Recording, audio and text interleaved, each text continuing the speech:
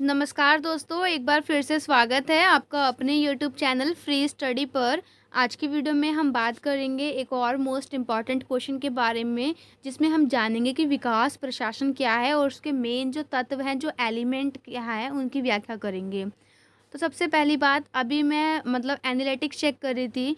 इतने सारे लोग मेरी वीडियो देखते थे, सारे बच्चे। उसमें से जो डाटा है ना, मैं आपको दिखाऊंगी। 20% बच्चे ऐसे हैं जो कि वो वीडियो देख रहे हैं जिन्होंने मेरे चैनल को सब्सक्राइब कर रखा है। 80% बच्चे ऐसे हैं जो आते हैं, फ्री में पढ़ के चले जाते हैं। यार, मैं आपसे पैसा थोड़ी ना ले रही हूँ, सब्सक्राइब भी नहीं कर सकते हो क्या आप लोग? ठीक ही है, मत करो, आपकी मर्ज़ी, क्या बोलूँ मैं। लेकिन गलत चीज़ है। अगर आप आ रहे हो, आपको आपके पेपर के लिए मैं आपके साथ आपकी हेल्प कर रही हूँ, तो आपका ये दायित्व बनता है कि कम से कम आप चैनल को सब्सक्राइब तो ज़रूर करो। चलो, चैनल को सब्सक्राइब मत करो, वीडियो को लाइक तो कर सकते हो, ताकि मुझे भी लगे कि हाँ, आप लोगों को जो मैं पढ़ाती हूँ वो समझ में आता है। ऐसे करोगे तो फिर वीडियो थोड़ी ना आएगी, मेरा मन भी नहीं करेगा वीडियो बनाने का। बाकी आप लोगों की मर्ज़ी है, क्या बोलूँ, छोड़ो।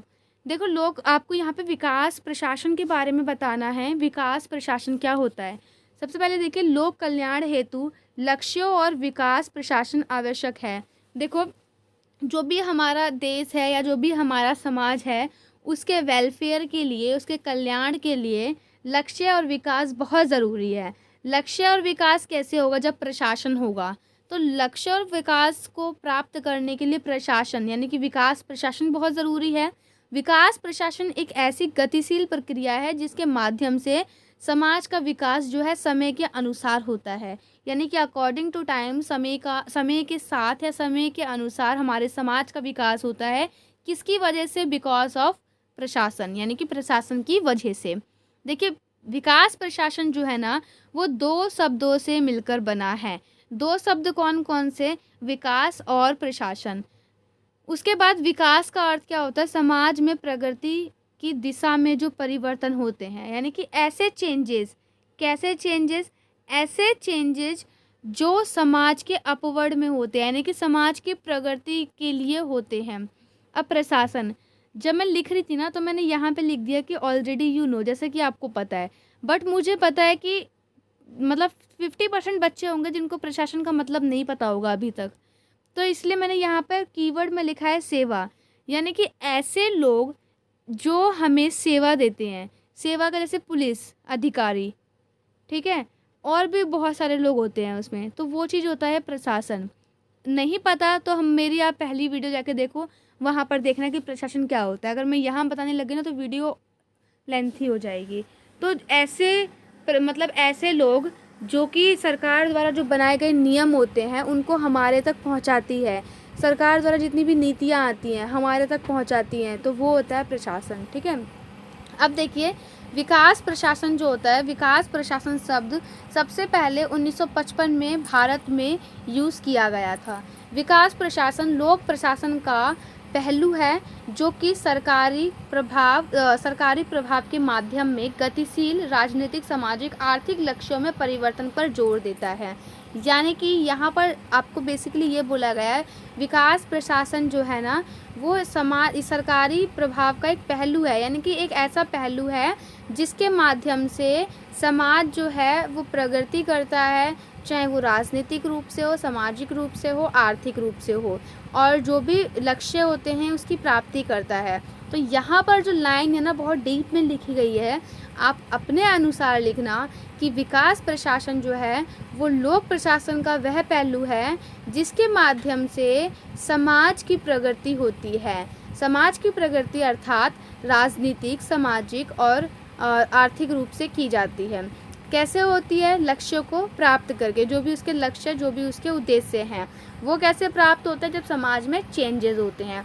चेंजेस कौन से? अच्छे वाले चेंजेस, ना कि बुरे वाले चेंजेस। ठीक है, उसके बाद देखिए, विकास प्रशासन को द्विमुख लक्ष्य विकास प्रशासन का जो है लक्ष्य जो है वो द्विमुखी होता है।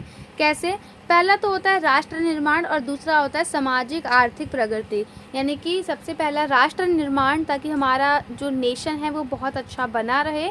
सेकंड है सामाजिक आर्थिक प्रगति, यानी कि हमारा जो समाज है, हमारा जो देश है, उसका सोशल रूप से, इकोनॉमिक रूप से उसकी प्रगति हो, वो डेवलप हो, विकसित हो।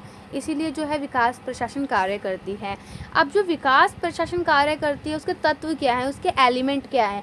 कई बार ना ये पूछ लेते हैं कि विशेषता क्या है विकास प्रशासन की। तो विकास प्रशासन की अगर विशेषता आ जाए या विकास प्रशासन के तत्व आ जाएं तो आपको सेम ही चीज़ लिखनी है। सबसे पहला तत्व तो होता है परिवर्तन उन्मुखी। परिवर्तन उन्मुखी का मतलब होता है कि विकास प्रशासन जो है वो किस पे ध्यान देता है, परिवर्तन में, समाज के परिवर्तन पर ध्यान देता है। और परिवर्तन कैसे, जो कि अपवर्ड किए जाएं, यानी कि प्रगति के लिए किए जाएं। ठीक है। सेकंड है परिणाम उन्मुखी। अब देखो सेकंड है परिणाम उन्मुखी। विकास जो प्रशासन है वो ऐसा प्रशासन है जिसमें वो जो कार्य करता है उसका परिणाम ज़रूर उनको मिलता है, और यहाँ पर भी आपको अच्छे परिणाम के बारे में ही बताना है। तो वो परिणाम उन्मुखी इसकी एक विशेषता है या इसका एक तत्व है। क्योंकि अगर कोई भी नियम बनेगा तो जाहिर सी बात है उसका परिणाम निकलेगा ही निकलेगा, और उससे कुछ ना तो कुछ हमारे देश में चेंज होगा ही होगा। तो इसीलिए परिवर्तन उन्मुखी है और परिणाम उन्मुखी है। और चौथा जो है लक्ष्य उन्मुखी है, क्योंकि जिस चीज़ के लिए लोक नीति बनाई गई है उस मतलब जिस चीज़ के लिए लोक नीति बनाई जाती है या जो विकास प्रशासन जो होता है उसका काम क्या होता है, लक्ष्य को प्राप्त करना। तो लक्ष्य उन्मुखी, तो परिवर्तन उन्मुखी, परिणाम उन्मुखी और लक्ष्य उन्मुखी। आई थिंक आपको तीनों चीज़ क्लियर होगा। अब देखो नागरिक उन्मुखी में क्या लिखना है, क्योंकि विकास प्रशासन किससे संबंधित है, समाज से। ठीक है, समाज क्या है, पूरा देशी समाज है। तो ये नागरिकों से उन्मुखी यानी कि नागरिकों से भी संबंधित है, क्योंकि नागरिक है तभी समाज है, अदरवाइज नहीं है। उसके बाद योजनाबद्ध एवं समन्वय प्रयास, यानी कि प्लानिंग वाला है, क्योंकि जब भी कुछ विकास होता है तो ऐसे नहीं होता है, उसके लिए बहुत सारी प्लानिंग करनी होती है कि ये करना है, इतने लोगों को इस क्षेत्र में काम करना है, उतने लोगों को इस क्षेत्र में।